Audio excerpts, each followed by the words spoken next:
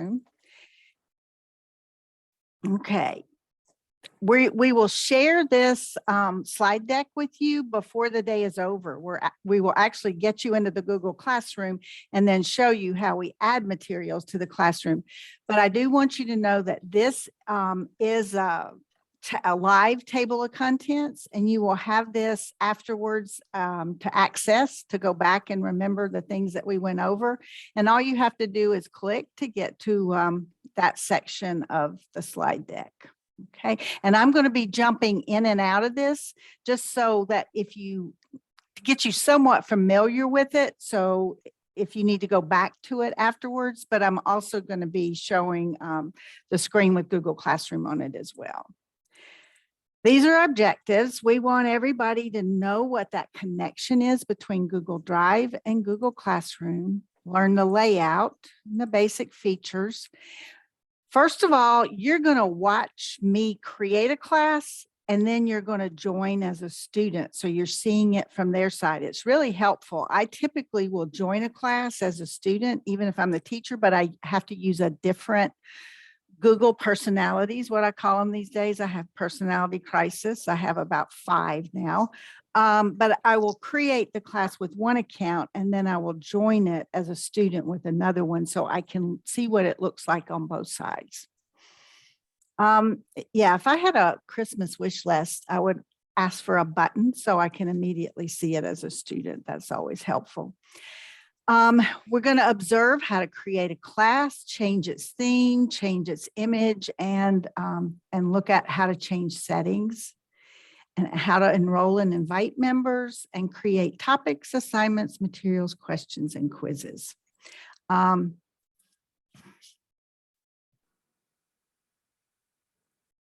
of that in less than an hour. How about that? Google accounts. This is what Kathy was talking about earlier. There's Google Workspace for Education, and that's, even though I thought the initials were wrong, it's actually Google Workplace for Education Fundamentals or Foundation. I think it's Fundamentals. So that's what you have if your district is Google, okay? And then there are personal accounts. There's even business accounts, but we're going to talk about the main differences. The Google Workspace for Education. When a district has that, they have someone usually in the IT or AIT department that is the administrator for Google. They can change it where they can let people join Google Classroom. There's a switch that they can throw that they can allow people who don't have district email addresses to use Google, to join Google Classroom. But I would be surprised if any of them will do it. You can ask, but the reason you'll see in a minute when I go to create a class that when you have the district account, there's protections in place to protect minors. And they don't want people from outside being able to get in. So there's a setting that makes it where only a person with a school district email can get into the classroom. So for that reason, this is probably not a good fit for adult ed because very few of us have that ability to create school district email addresses for our students because they're come and they go, and trying to keep a handle on that can be very difficult. So there is the option of creating a personal Google account. And I forget sometimes and call it a Gmail account. It doesn't have to be Gmail. It just has to be a Google account. When you use that link that we shared earlier to set up a Google account, you can keep another personal email address for your Google account. A lot of us just go ahead and create another Gmail account. It is free. Now, here's the flip side of that. If you create a class with a free account, a personal account, it's not going to let those people from the school district join. So we have 2 very exclusive groups here. They don't want to play with the other ones. And again, there's safety features in place to protect minors. All right. Anyone can set up a personal Google account. All right. These are the differences. There is a lady in California named Melinda Holt, who is an expert in all things Google. And she does presentations very often about Google Classroom. And she calls those district accounts the club accounts. And she calls these free accounts the pub accounts. You know, we hang out in the pub and these folks hang out in the club. Okay. But with the club account, you have a lot more benefits, I would say. You can have more classes, you can have more class members, no limit on how many classes you can create, but there are limits, which I have never come close to for a pub account. So I'm a pub account. Now, just so you know, I also have a district. I still have a Pickens account, and it will not let me join my personal account, my personal Google Classroom with that district account, and vice versa. And it'll tell you. So we want to make sure we understand a little bit of the magic that happens between Google Drive and Google Classroom. I call Google Classroom an LMS. I've learned recently it's not really, but it's close enough that it has worked for me. An LMS is a learning management system. I don't know what the features are it doesn't have, that it doesn't really qualify. I guess you don't get a server space or whatever to go along with it, but you do have your Google Drive. And when you create a Google Classroom, it automatically creates a folder and then creates folders for each one of those classrooms under there. Now, when you're using your Google Classroom, you can access anything in these, but you can also access anything that is on that drive, okay? Not just in that classroom folder, but you can access and share it with your students. So two different ways to look at it, but that's automagic. When a class is created, a folder is created, but any file on your drive can be added to your classroom. When assignments are submitted, you are given view rights to those students' folder automatically. When they submit an assignment, it automatically gives you view rights for that assignment. All right, we're going to create a class. So there are a couple of different ways you can go in to start a class. You can start with what we call the Google Waffle, the 9 dots of awesome. That always makes me think of Lisa Wallner. That's one way. You go here and then look for the classroom app. And I learned something just recently that y'all probably already knew. I didn't know you could drag these things around so you can get the ones you use the most near the top of your Waffle app. I'll show you that in a minute. Or you can start with the URL. And I tend to do this a lot. So I'm going to open up a new tab. Here's my Waffle up here in the top right. If I click on that, I can find Classroom and get to it that way. And just to show you what I'm talking about, let's say I'm going to be using Classroom a lot. I can just drag that in my little app window wherever I want it. I was scrolling down looking for Jamboard a lot, and looking for Classroom a lot. And somebody said, why don't you just drag it near the top? We live and we learn. Another way to get to Classroom is to go to your address bar and type classroom.google.com. Now, I do want to show you something. This is my Gaston Educational Google account. If I want to go to one of my others, I click right here and I can go to a different Google account right here. And these are classrooms that I have created under this Google account. These are classrooms that I have created under this Google account. Oh, and look who I see here. I'm in one of her classes. Hi, Lisa. Hello. So I am now on my Gaston Educational Google account, and there's a plus sign right up here. Okay. If I hover over that plus sign, it's up near the waffle. If I hover over it, it says create or join the class. I'm going to click it. I'm going to create a class. This is the warning I'm telling you about. This is telling you, are you going to use, or asking you, are you going to use this with students? If you say yes, then it's going to shut you down. So you need to say no, because when they use that word students, they're talking about minors, because there are built-in protections. When you have a Google Classroom within a school district, there are protections built in to protect them. But we're outside of a school district, so I have to say I've read and understand the above notice, and I'm not using Classroom at a school with students. And click continue. If that's something you're not sure about or you don't feel comfortable with, then you talk to your director, or you can ask us more questions. We'll get more information for you. But the ones in the state who have been using this with students have to check that they're not using it with minor students. Okay. Now I'm going to name the class, and let's name this. Ooh, let's think of something creative. The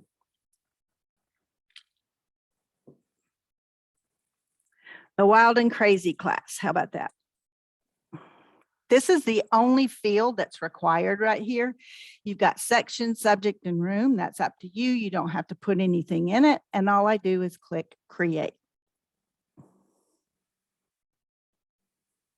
And it takes a little while.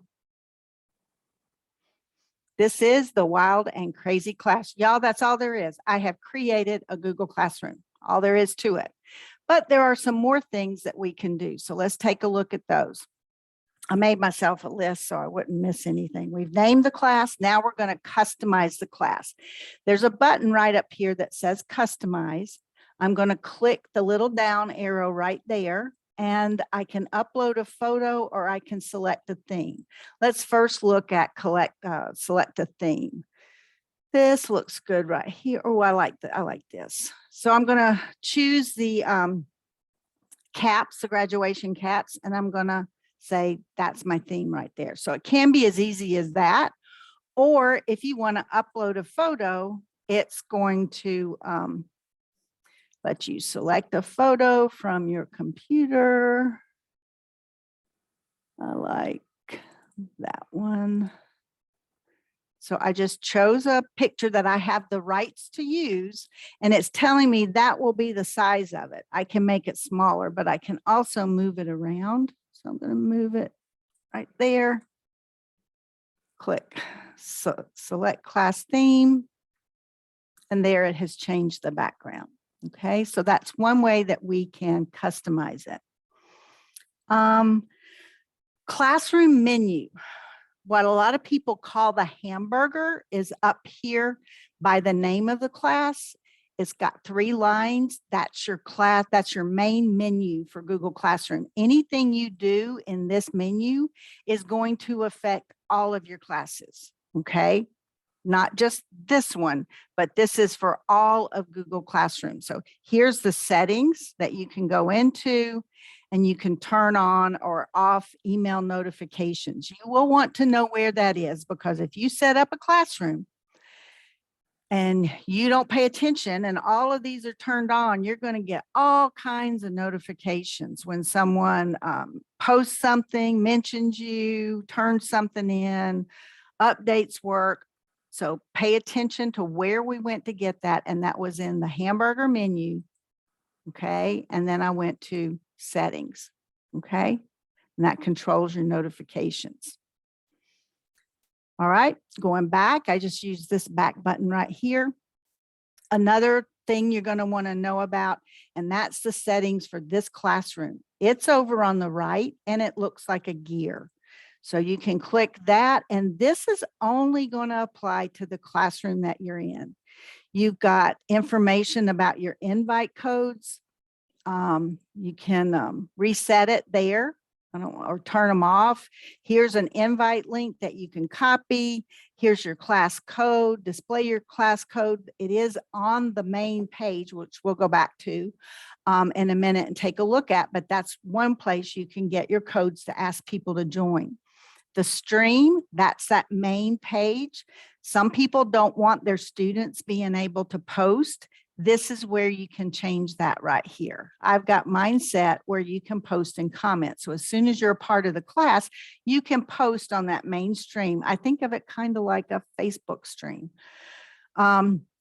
Classwork, when you make assignments, they're going to show up in the stream. Now, if you choose show the attachments and details, it's going to take up a lot of space. So I use show condensed notifications, and then it's just like these little bullets coming down through there. This is to manage Google Meet. You may hear about that from some of the practitioners who are going to be talking to you, but they have fixed it where Meet and Classroom now really work well together. And this is about grading. We're not going to put a lot of emphasis on that today, but anything you change in here, you would have to hit save. And then I'm just going to X out of the classroom settings. Wow, we are moving through this list pretty quickly. This is where it gets fun. All right, over here on the left, it says class code. I've got what I call a skinny snowman right here. That always means more choices. If I click there, it's going to let me copy the invite link, which is a little different, or copy the class code, reset the code, or turn it off so no one else can join. All right, I'm going to jump back into our slide deck, and we're going to catch up there to where we are now. So this is going back to where we created a class. Number one, you could start with the waffle and then choose classroom. You can put classroom.google.com in the address bar, and that's a second way to do it. And if you do it this way, then you click the plus and go create class, and then click the add button. And you will do that whether you're going to create a class or join a class. It's the same plus button. We named the class, and there's that notice that protects minors. Not a concern if using it with adults. And then customize the class right there. Be sure you have the rights to any photos you use. That's a workshop for another day, but you do want to make sure you're not violating. And just because you find it in a Google search doesn't mean you have the rights to use it. There's the classroom menu that we talked about. And it says it applies to all of your classes. That's the hamburger menu on the left. And then classroom settings is up on the right. When you use that, it applies just to this class. And there's a picture of what that menu looks like.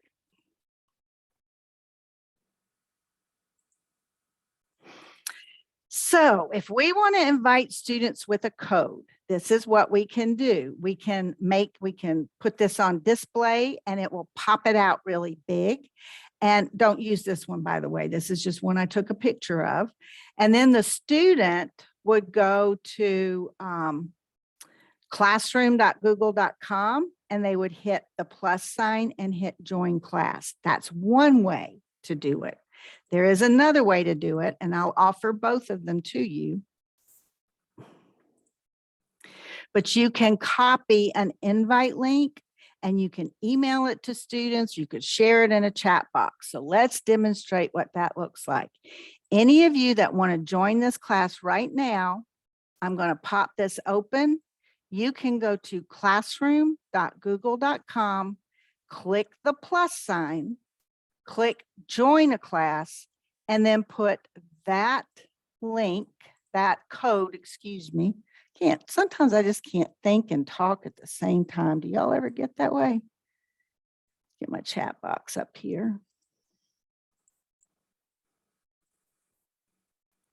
So that's the code that I just put in the chat. Another way I'm going to do it, I'm going to copy the invite link, and then I am going to drop that into the chat. So either way, you can use that direct link, or you can go to google.classroom.com, click the plus button, join a class, and put the code in.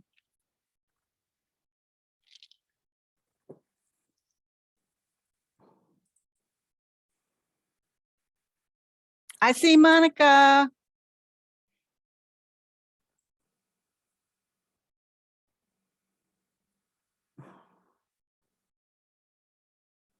Let us know if you have any questions.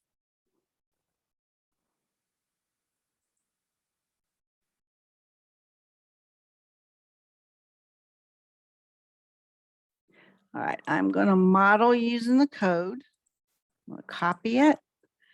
I am going to go to Google. No. I'm going to go to classroom.google.com.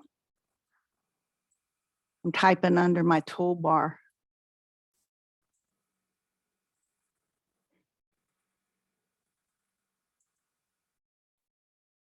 Do you know there's a universal law that you can't type when people are watching you? For some reason, it is not wanting me to go. Classroom.google.com. Yeah, it does work when you put the code in. That's why I always have to do, I have to copy paste.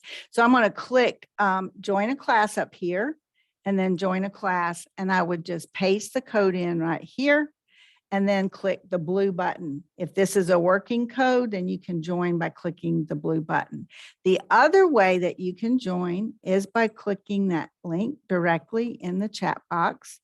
Oh, look, Nancy, howdy. Hola, Monica.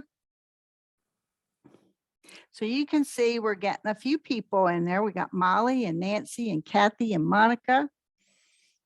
We hope everybody else is going to join us too. It does help to get in there as a student and see how it looks where from you are versus how it looks on my end as the teacher.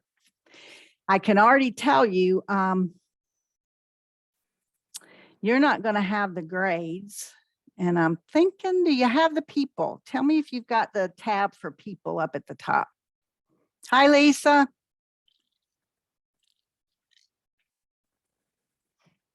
I think under people, if you have it, it's probably just going to show you and the teacher rather than showing all of the other students. But I get to see all the students who are in a class. It does show the classmates, Mary. Oh, it does. Oh, good. Okay. And some they don't. I think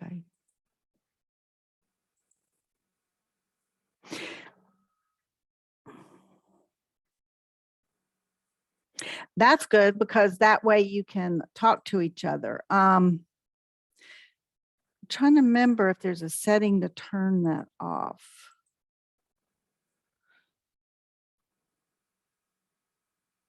Auto magic. Yeah, I don't think I created that term. I think I borrowed that from somebody, but. All right, so that is how you invite students. I hope some of the rest of you are still working and going to jump in. It makes a lot of difference to do it rather than just to hear it. Okay, so we've invited students. We're going to talk about the classwork tab. Up here at the top, you have the classwork tab. This is where you can put class materials. You can create a question. You can create assignments. You can create a Google form quiz right from within here.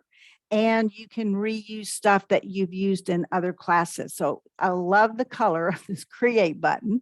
And I'm going to click it. And I have all of these choices about things that I can add. This is like a class library, resources for the class. But the first thing I'm going to talk about is topic. Okay, I'm going to jump back into this and tell you that a post is anything that is shared or added to the class, whether it's in the stream or whether it's in classwork. These are those options that I just opened up. Okay, and those are just for the teacher role or co-teacher role. We're going to talk about topics for a minute because these can make a huge difference in your organization. I'm just really now getting my head wrapped around topics, and I've been using Google Classroom for a couple of years to teach the graduate Diglit and adult ed class. But topics are like folders or maybe even drawers. You know, you're going to maybe you teach in units. So you could name a topic a unit. You add a topic and then you name it. And then when you make assignments or add materials, whatever it is you add in classwork, you can assign a topic to it so that it will be organized. And I'll show you a little bit about how it can look. All right, this is our Diglit and Adult Ed class that starts Thursday. I'm going to click on classwork. And you can see these are my topics. I've created information. We have an assignment 5, which is your out of class learning plan that you work on. So any of the materials that go there, I assign to that topic. Here's all about standards and frameworks that we take a close look at in that class. Here are some templates for doing some of the assignments, and here's resources. I also have all of my assignments in here, but right now they're grayed out. That means they're in draft form. So actually, if a person were in this as a student, they wouldn't even see course assignments because there's nothing live under it. It's all being hidden right now. But that's the beauty of it. I copied my class I used last time I taught, and it threw everything in here as a draft. So I get the ability to edit it and update it for this new group that is coming in. But they're not going to see any of this stuff until I'm ready for them to see it.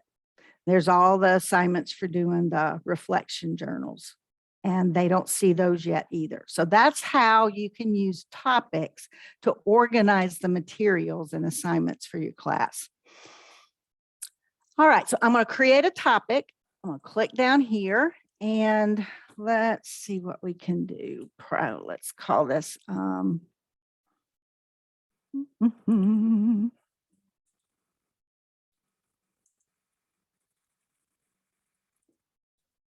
Google Classroom topics.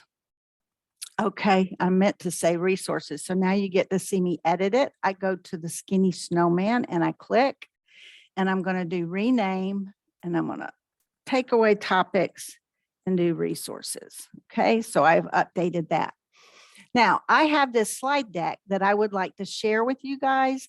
So, and put it in here. So those of you that join my class will have access to all these materials. So I'm going to go create, and this is going to be material.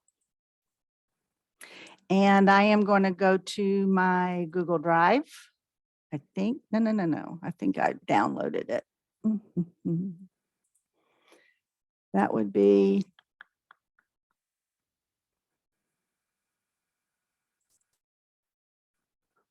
we'll do, no. Back to my Google Drive. Recent. I made y'all a PDF of these slides, so I'm going to choose it. All the most recent things show here. You can upload something, look all over your drive, or if you've starred anything. But I know I want to share this with you. So when I select it, you see it has the blue, light blue line around it. I'm going to click insert. And so right there, it's showing. And this is today's. See, you cannot type when someone is watching. Today's slides, okay? I'm not going to put a description. And over here, I'm going to assign it to a topic. There's topic.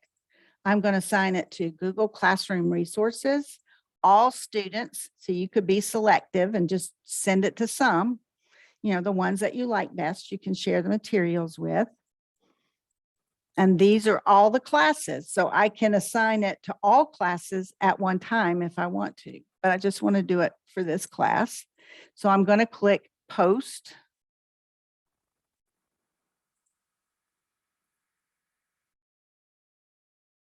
Now, those of you who are in the class should be able to see this topic. You probably couldn't on your end before, but now that I put some material in there, you should be able to see both the topic and the material. See, that's where it throws you to initially is the stream, but if you go to classwork, that's where you'll see that stuff. Any questions?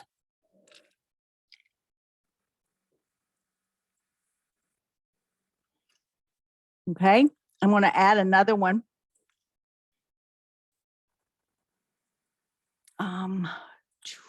This is the one from Melinda Holt.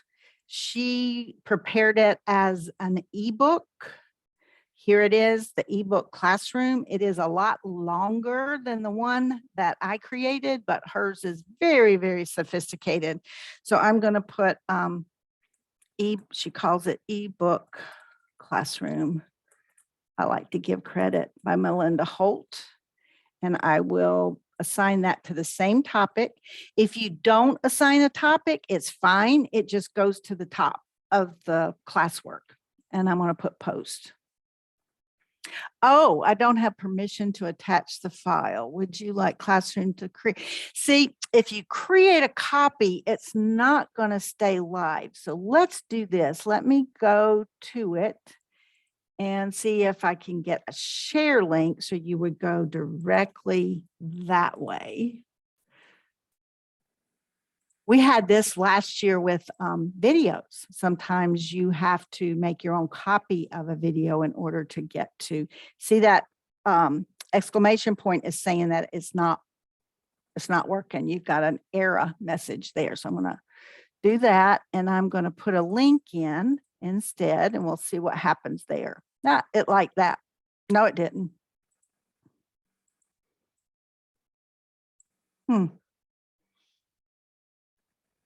I will have to make a copy. So I will do that later. I'll make a copy and add that for you.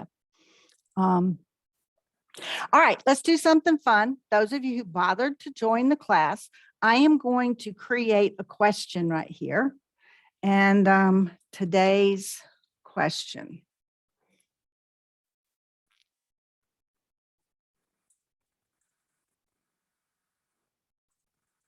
What do you hope to learn from this workshop today? Okay. And I am going to put this under no topic. Okay. I'm checking that students can reply to each other. I'm going to be nice and check that you can edit your answer even after you post it. I'm going to put that it's ungraded, and I'm going to put a due date of tomorrow. And all students are going to get this question. So now I'm going to click the button that says ask.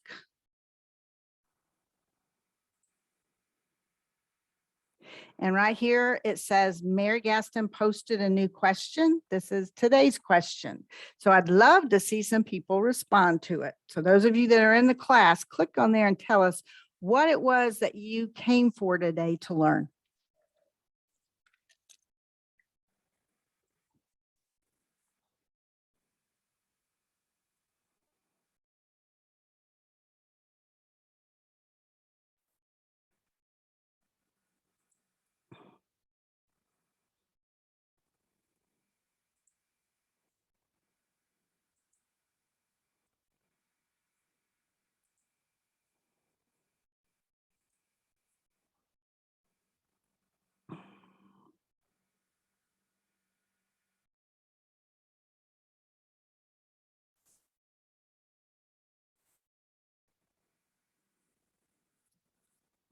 So once you answer it, I think you have to hit a turn in. There we go. It just took a few minutes. So it's showing me who all has turned it in.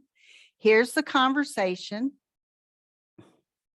And then you can go to other people's answer and respond to them, which I either didn't know about this the last time we taught the Digilent class, or it's a new feature. I'm not sure, but we did discussion questions, and we did them a different way. This is the way that we'll be able to do them going forward. Molly, the 9 dots of awesome. Yeah, skinny snowman. I think Lisa Wallner was the first one that called it 9 dots of awesome. Most of the time, I think they refer to it as the grid, the GRID.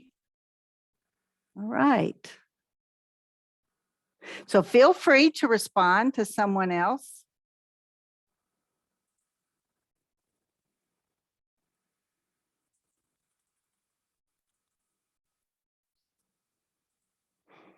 Okay, so that's showing that Molly's got one. Waffle's good too, but it makes me hungry. Yes, me too. So that is how it can be used for a discussion. And then I can click on each one like this. And my toolbars in the way down here. If I wanted to add a private comment to Nancy, I could do this right here. This is a private comment just to Nancy. Now, I used that a lot when I would grade work for the Digilit class. I would send private comments. And that's one thing you want to be aware of in Google is when you're posting and everyone's going to see it, and when you're posting and it's going to be a private comment. But if these were graded, when I made them non-graded. If they were graded assignments, then I would be able to assign that grade when I click on it and see what a person did. All right, I'm going to click on the name of the class right here to get back where I was. And a couple more things in classwork I'll show you before we go on. If I want to create an assignment, I just click. I can assign this assignment to a topic. If I don't have one created, I can do create. Let's call this topic assignments. And I don't have a due date for this. And let's say it's 100 points. And we'll call this assignment number 1. Take care of business. How about that? My brother used to say that to his dog all the time. Take care of business. All right, I'm going to click assign. And what happens there now is it's saying on the stream, Mary Gaston posted a new assignment. And so a student could just click right there. Upcoming over here on the left, that's a great way for students to keep up with what is coming due. And you'll remember when I created that discussion question, I said it was due tomorrow. So it's telling me that that is due tomorrow. Really great way to look up, keep up with what's happening in the class. Now, I want to announce something to my class. Again, you can do it for all students. You can do it for more than one classroom at a time. I am running late for class. Go ahead and work on your assignments and save your questions for when I get back. And you can attach things, you can format a little bit, and I'm going to hit post. And so that message would then be there for students when they signed on to the class. All right, people. Here it's showing who the teachers and who the students are. If I wanted to send something to all the students at one time, I can click that top box and then I can click email. And that would let me email everyone at once, except for some reason somebody's came unchecked when I did that. Other actions that you have available to you there to remove them or to mute them. Let's say you've got a troublemaker, you know, that Kathy Woodson, she's just all the time stirring stuff up. So if I didn't want her to be able to post, I could click there and then say mute Kathy. She can still submit work. Other students won't see it. She can't reply to classmates and she can't comment or post. I wouldn't do that to you, Kathy. All right, and over here you've got, again, you've got more, the skinny snowman, email that student, remove them. That's when they, that's if I muted her and she still didn't behave, then I would remove her from the class. And you have the option to mute over here too. So we're not going to mute Lisa today. All right, grades, I'm not going to go into a lot. You don't have that tab. You don't have that tab available to you, but you can see how it begins to look like a real grade book. And if you go into class settings, you can tell it whether it's a total points or an average or whatever. But this is how I kept up with who had done what work. And you have the ability to export grades as well, which works really well. Now, as a student, I think you get to keep up with maybe your total points, but that's one of the things that several people have reported not liking is it's not like you can go in and see your grades, how they look in a grade book. Okay. I'm going to go back to stream. I'm going to ask, are there any questions?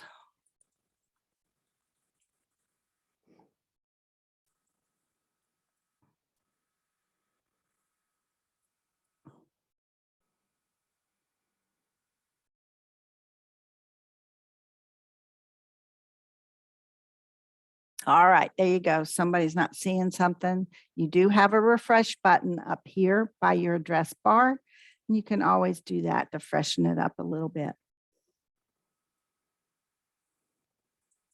But for those of you that joined, I'm going to delete some of this garbage that I put, like the question and the e-booze. Look at that. I did e-booze instead of ebook. I will make a copy of that and get it posted for you. It just may not update as Google changes, but it will be as good as it was right at that moment. These are today's slides, and we've got a comment. All right, you're welcome. But I'll put some more information there for Google Classroom resources. And if there are no questions, are you sure? How you set yours up, how you invite students, how you add materials.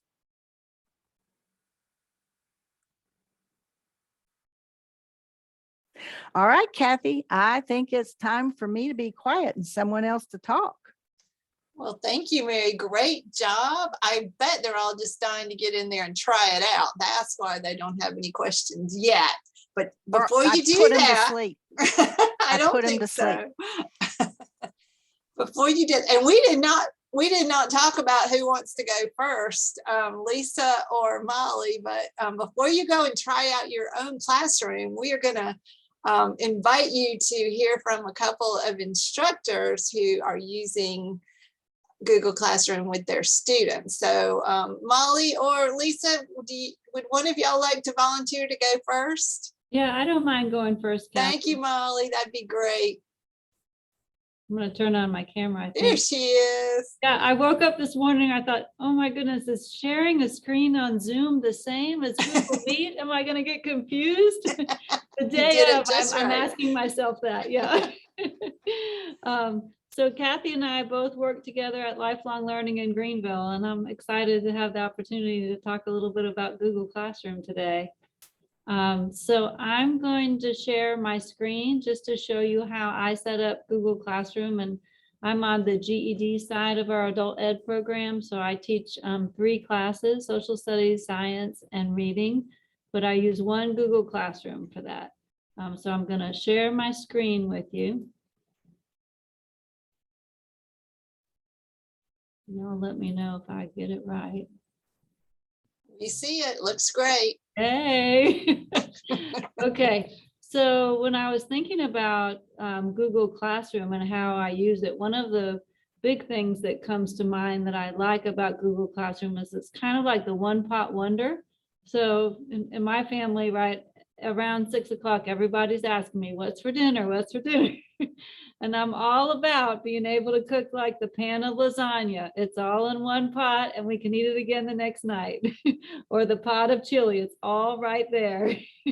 And so Google Classroom has been that way for me, is that I can put just about everything I need in this one spot, and students can get to it. And then the other nice thing about Google Classroom is that a lot of students just access it on their phone.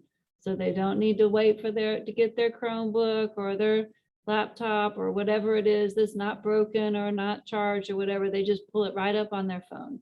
And so everything they need for my class is there. And so I'm not having to put links up on the board or email things separately. They can get to it on my Google Classroom. So one of my favorite pieces that's in the beginning part of my Google Classroom. So this is the stream, which I don't have a lot on. And then when I go to classwork, in this section, I have a Google form for new student information. So I don't know about you all, but whenever I get a student who's ready to take their GED practice test, their GED ready or their GED test, it's always a big production of what's my username, what's my password, I can't remember. So with the Google form, everybody who signed up for my class has already filled out a Google form on my Google Classroom, and I have their usernames and passwords, and it's so much more convenient than me trying to find something on paper that they filled out 6 weeks ago, or maybe even last school year. So that's a piece of the new student information that I like. And then the other part, just while I'm thinking about it, kind of just housekeeping, is Mary, you know how you said on the waffle, you can move the apps around? In Google Classroom, you can do that too. So let's say I wanted to use the Padlet and move it up to here. I can just move that up to the top. And these will just slide around and you can reorganize them the way that you want. And then the next piece that I wanted to show you is I set up all of my assignments as material. So I don't have anything in here that's graded, but well, there's a little story behind that, but most of what's graded, we grade through Essential Ed and another reading platform that I use called Achieve 3000. But the way that I set it up was I just made 12 weeks of reading skills that are the most commonly missed. So the first, or that the students struggle with the most. So the first week is main idea. And so everything in week 1 is related to main idea. So I have activities for main idea from the reading curriculum, from the social studies curriculum, and from the science curriculum. And then I also have a few videos. I have the South Carolina TAN articles. Anything that is related to main idea will be here. And this can be really helpful too in our class, because we use a block schedule. So they're here for 2 hours. And I like to say that I teach the lesson and then we have some guided practice and then they work independently. But some of our adult learners just don't want to work independently. So if I've got a assignment they want to do and I see they're being hesitant or resistant, I say, let's just hop on Google Classroom and see what else is in here we could do. And they like having that choice, being able to pick what they're going to do. Do you want to do an ed puzzle? Do you want to watch a video? Do you want to work on a Achieve assignment? So there's some variety there, and they're driving it. So they take ownership of that. I'm trying to think. Lisa, can you think of anything else that I've missed as far as just setting up the academic portion? Really, I've learned something from you today, Molly. This is awesome. I love how you have everything organized there, and I love the fact that you have those skills specifically for reading and social studies. I would love to kind of peek into your Google Classroom. But just I'll to give see everybody the what all code. you I don't mind have. if you join to look around on it. It's not a problem. Yeah, and then Mary, like you said, I do have a lot that I've just posted for myself that I don't post for the students. And I just, once you do that, let's say you have an activity sheet that you know you're going to use every time, instead of posting it, when you get to that skinny snowman, you would just hit save draft instead of posting it. So the student version wouldn't ever have this on it, but it's just a way to keep myself organized. Let me just see if there's anything else. Posting, Mary had showed us that feature where you can put out a topic and then they can post on it. I've been using Padlet and Jamboard for that, just because those are the ones I learned first, but it's basically the same principle. You put out a topic and then they can post their comments and ideas, and it gets them engaged early into the class period. I think that's about it. If you all want to join my Google Classroom, that would be great. I'll put the code up and you can stay in it, or you can not stay in it. You can just look at it for today if you want, but this is the class code if you'd like to join. And Molly, I'm going to jump in here. I bet you're real familiar with this. I meant to show it and I forgot, but when you make an assignment and let's say you use a Google document, but you want Yes. each person to have their own copy, that's an option. Sometimes we'll post a Google Doc that everybody's going to work in together. That would be one copy for the whole class, but then sometimes you want them to have their own worksheet. Molly, I don't know if you want to show them that or not. So I really don't cool. Yeah, I don't use that way. I mean, I've been in classes where they did that, Mary, so I might have you show that, or Lisa when it's her turn. Because I haven't used that one, but I know you can do it. It's an easier way of doing, you know how we'll copy the edit link to a Google document and then change the word edit to copy. It's Mhm. just, it does that automatically. And I laugh every time I use it because I think of my early days in schools and getting purple ink on my face and on my hands and on my clothes, you know, from running that old Mimeo machine. Wow. I mean, we have Yes. come so far. Yes, very true. But if you could click assignment, if you don't, and it's probably going to make you, it would, never mind. Don't worry about it. Just know it's an option that Okay. you can make a copy for everybody. Great. Okay, wonderful. Oh, the other note that I wrote, besides the fact that students really like that they can access everything on their mobile phone, is that in my Google Classroom, there are multiple modes for practicing vocabulary. And I've learned by working in adult ed for a couple of years now that most of our students really functioned all week long using non-standard English, using informal English. And so I tell them, if you come into class and see me and say, hey, dude, that's fine because we know each other. But if you get to the extended response on the GED and write your essay in informal language, you're going to lose points, right? So I try and find as many opportunities as I can to introduce new vocabulary. So there's Quizlet games here, there's Gimkit, there's a new one that I'm using called Blooket, and they're all in the individual mode on my Google Classroom. And then if we're in class together, we would play them in the group mode. But vocabulary seems to be a really big piece of their adult ed experiences. They're not exposed to a lot of the academic vocabulary that is helpful to pass the test. So that is it. Thank you, Molly. That's excellent. Before I ask my question, I was going to see, looks like Monica's got a question. Did you create, let's see. Okay, did you create your Google Classroom with your district email? No, I did not. I used a different email. I tried that at first, but our Google Chromebooks, which is probably more than half of our class uses them, are it will not let them access it. So no, I used I set up a Gmail address for this.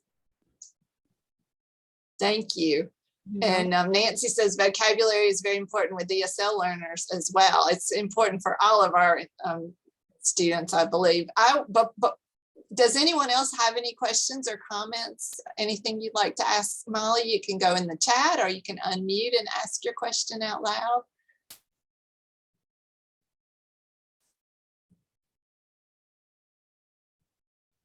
Lots of hand claps.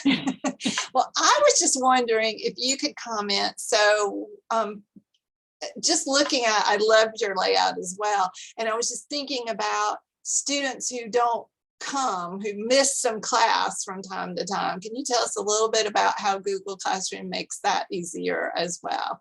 Mm-hmm. So for students who have a hard time being at class, I would just, there's two different things. So one, I love using Achieve because Achieve is set up with articles that are of a high interest level, and they hit most of the GED skills as well in the assessment portion. But Google Classroom is more my personalized worksheets and program and materials that I'm using. So I can say, go back and look in week 1. And I've had people ask me, well, what happens when you get to week 12? I say, I go all the way back to week 1. It's that we still need to recycle those skills. And then I just pull out different things from Google Classroom. So it really does help keep things organized. And that was my follow-up question. How long did it take you to get it set up? And so it sounds like you can reuse it, but you're also always— It's a work in progress, yes. Yes. It looks fantastic. I love you. what you've done. Thank you. Thank you. Well, it's very quiet out there. Let's see if there's Lisa's beautiful smile. Are you ready to go, girl? I am. Let Thank me go you. ahead and share my screen. I've got 1,000,003 windows and tabs and all kinds of stuff open right now. Let's see here.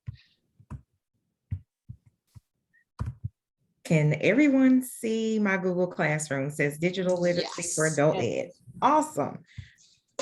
All righty. So this is something that I decided to create not just to teach our students digital literacy skills, but for those of us who are still learning the Google suite of products. You've got docs and slides and forms and drive, and you've got all of these different products that you can use, but sometimes you have difficulty in learning how to use them.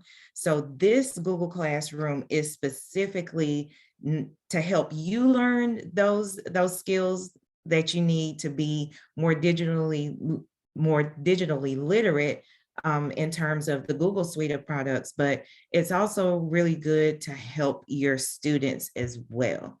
So when you begin this Google Classroom, the first thing that you need to look at is the stream. You need to make sure that either you or your students are looking at this beginning message before you look at anything else, because it's going to make going through this Google Classroom a lot easier for everyone.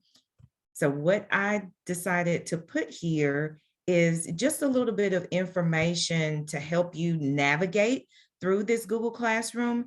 There are several introductory lessons for each product, whether it's docs or slides, but there are different introductory lessons within each one of those topics. And it's also going to be helpful to learn how to do a split screen so that you can have the Google Classroom on one side and then your actual product that you're going to create on the other side. So I left a video here that will teach you how to split your screen so that you'll have access to that. Pretty much everything else in the stream is coming from the classwork tab. So you click on classwork, and this, like Molly's, is definitely a work in progress. I just recently added some things that you can use for ELA, teaching ELA skills. You have all these topics over here on the left. So if you are working with your students on college readiness, there are specific lessons that you can have your students go into that will help them with college readiness. You also have access to learning how to create those Google Forms that Molly was talking about for your student contact information, or if you wanted to create a quiz or anything like that. This particular element of Google Classroom will help you learn how to do that. Occasionally, there are different activities that you might want to do in class. You've got different digital tools that you can have access to as a part of this Google Classroom. So a lot of things are going to be not necessarily your traditional classroom assignments. These may be skills that our students or even us as teachers want to apply to our own personal lives. So I've got access to learning how to get your Google Photos organized in your phone if you're using Google Photos. If you want to learn more about how to organize your files and folders just to help everything make more sense to you so that you have ease of access to all of your information that you have on Google Drive. This particular activity will show you how to do that. You also have access to learn more about Google Meets and chat. So it's kind of like Zoom, but it's Google's version of it. And what's neat about it is that you have access to be able to use pretty much all of these products mobily. So when you have students that may not have regular access to internet, they can actually use this on their phone anywhere at any time. If you're like me and you have lots of different things going on at one time, Google Calendar is really good to be able to use to help you get organized, just manage your time a little bit better. Google Sheets is kind of like Microsoft Excel for those of us who used to use that a lot. So you've got access to that here as well. For those slide decks, if you want to learn more about how to create a Google slideshow, you have access to that as well, in addition to learning how to do some more practical skills. If you want to help your students learn how to write a resume or ask someone to be a reference for a job application, all of those things are here. So it's not just to learn digital literacy skills that are going to be applicable to what you're doing in the classroom, but what's awesome about this particular Google Classroom is that you have access to activities that are going to be applicable to your students' real lives. So that's what I absolutely love about this. And I'm just going to go into, we'll look at college readiness really quick, just so you can take a look and see what each one of these activities looks like. So this is the college readiness. It tells you to start teaching in 3 steps. You have to make sure that you sign in with your Google account.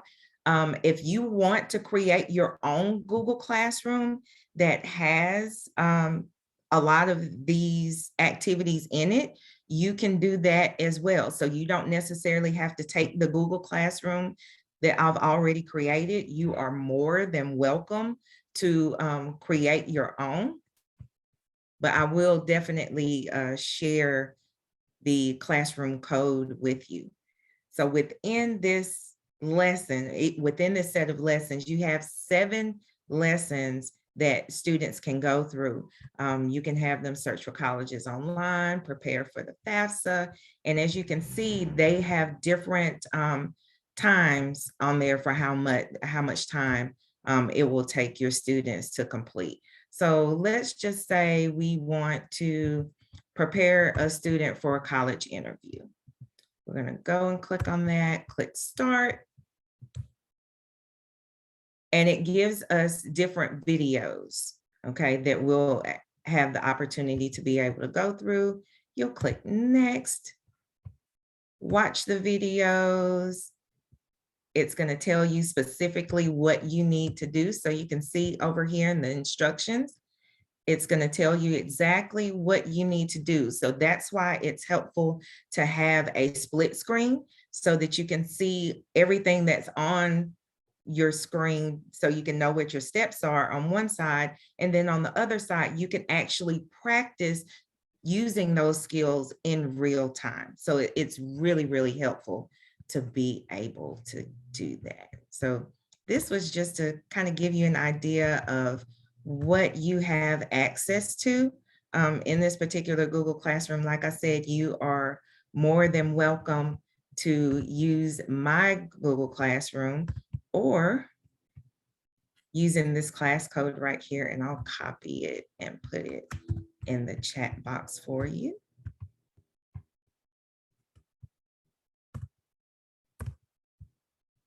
But you're more than welcome to use my Google Classroom. You can just log in using that class code. You can give it out to your students. It's there for anyone to use. And I really hope this is helpful to you. Does anyone have any questions? Oh, you're welcome, Nancy.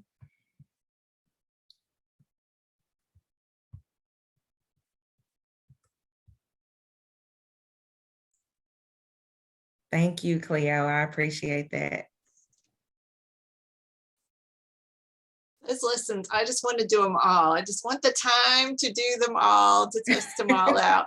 Because can you talk a little bit about them? So there's some video clips that the students can watch, and then they can actually practice what they've learned on the video clip, right? Exactly. Okay. Exactly. And that's why it's really important to have that split screen, because on one side, generally, I work from left to right.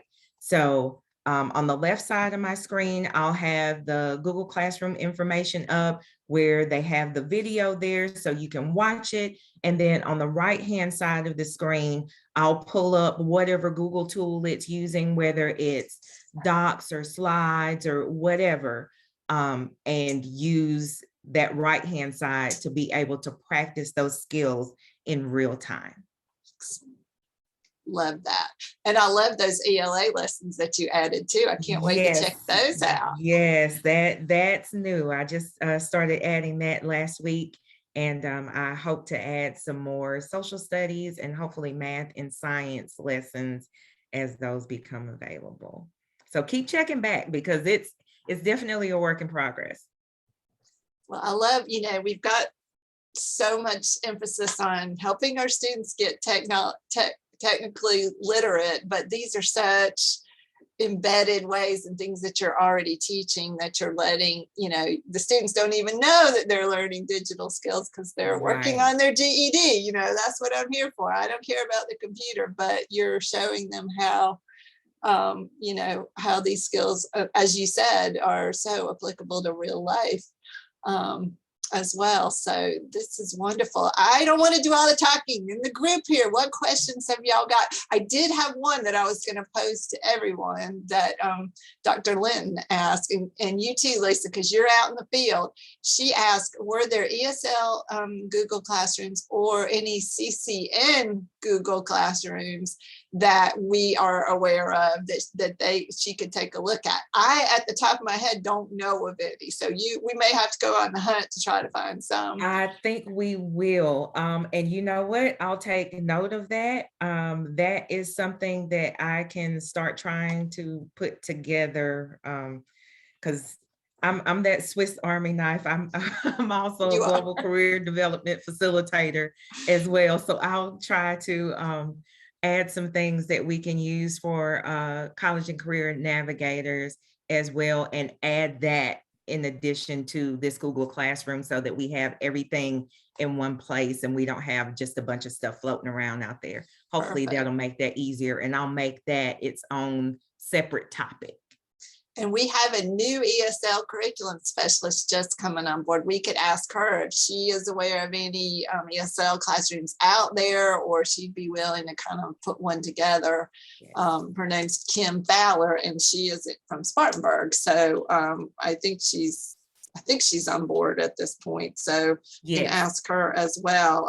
Or of the group here today, I don't know if anybody knows of any other co-workers that you can share. We're happy to ask and see if we, for the greater good, could benefit from their Google Classrooms. But thank y'all so much. This has been great. I have learned so much. Yes, I can definitely send an email, the information, if I can track some down. So I've got a note. I'm writing notes. You do too, Lisa, and we will go after some of these for y'all. Okay. Mary, we've got a few minutes. Do you want to jump back on and show what you mean about the copying? It might be worthwhile.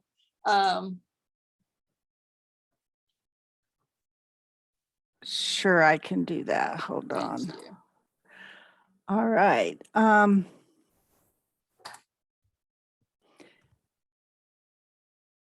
going to go into classwork. Let me back up just a minute here. Let's say that I wanted to share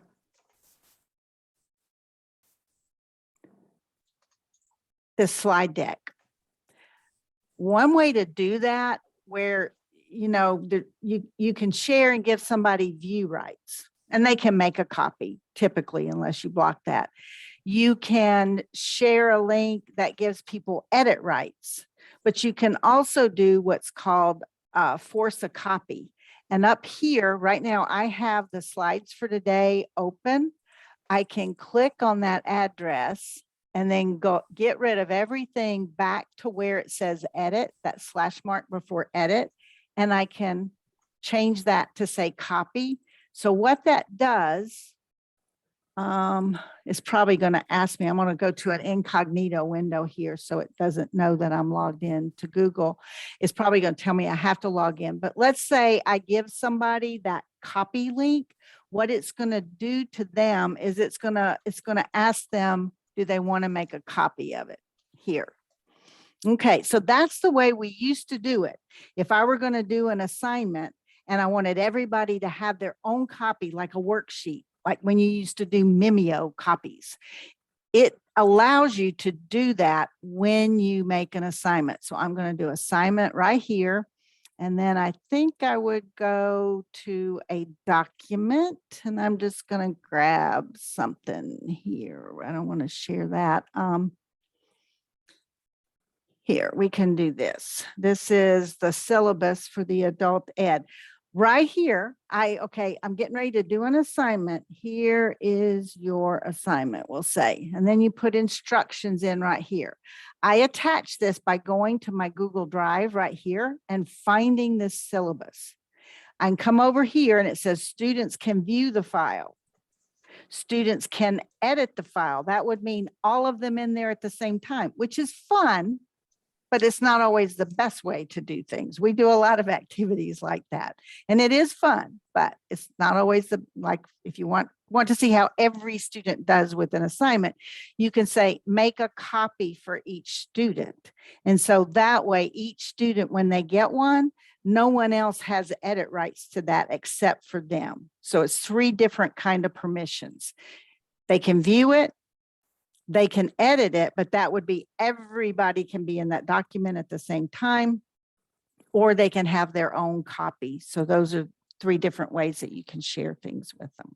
So if you wanted them to work on a worksheet separately, that's what you want, is for each of them to have their own copy.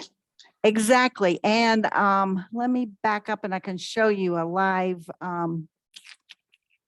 example of that. In our Diglit and Adult Ed class, I think we can take a look at this. Their first e-journal. No, that's not where I put it. There's been so much happening this week. Oh my gosh. No one else has that much happening, I'm sure. Everyone I've talked to has all this stuff happening. It's not just us.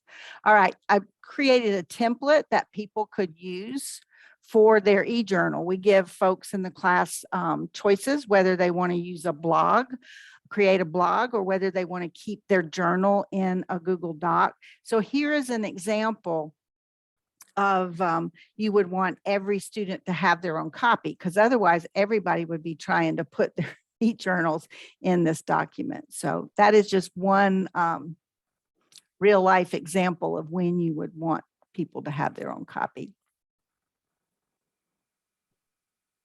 That's great. Thank you, Mary. I appreciate the reminder about that too, about the copying and the edit from the regular Google link. Any questions? You got all these experts here, so we'd love to hear from you. We're experts in training. That's right. We've certainly learned that nothing in Google ever stays the same. You can come in today and be very knowledgeable about what you're doing, and tomorrow the process could be changed and it could look very different. So I have to say, I used Edmodo for many years to teach the graduate classes, and I like Google. It was hard to make the change, but I like Google Classroom better now. And you don't have all those ads popping up all over the place like you did in Edmodo, and I really appreciate that. agreed. Well, we thank you all so much. I just want to throw a couple of things out there. If you set up a Google Classroom, will you let us know? Will you go to our shared Google Classroom and tell us about it and let us know if you have any just let us know how it goes. We'd love to support you in this, and that way we can continue the conversation if you have additional questions. Also, just want to put a plug in. We have another one of these mini Diglet sessions happening on Tuesday, February 22nd. And on that one, we're going to have two things going on at one time. They'll be recorded. So if you can't go to both, but one is on, oh gosh, okay. I have it on my slides here. I've already forgotten. Jamboard. Thank you. Whiteboard and Jamboard. Thank you very much. So we've got the Google whiteboard tool called Jamboard, and we've got Microsoft Whiteboard happening at the same time. So if you happen to be a Microsoft district and that's what you've been asked to use, we're going to have some instruction on that. And we'll follow the same model where we'll have some instructors who are using these tools talk about how they are using them with their students. So we thank you all so much. And thank you, Molly and Lisa and Mary. And Quick Go ahead, Mary. PS, if you don't mind, quick PS. not at I all. do want to put out there, Kathy and I don't mind at all if you create a classroom. I think Molly and I did this in the beginning a little bit. We would join each Yes. other's class Mhm. to see how things went. And it helps you figure it out before you go live or go live with students. So don't be afraid to ask us to do that. And two, if any of you are using, Jamboard is now integrated into Google Meet. So if any of you are using that, I would love for you to get in touch with me via email, because we might get you to show something about that. It'd be hard in a Zoom meeting, but you could take some screenshots or something and show. So anyway, that's it. Thank you all so much. Have a great afternoon. And we hope we'll see you back on the 22nd at same time, same place. See you then. Thanks, y'all. Thank you.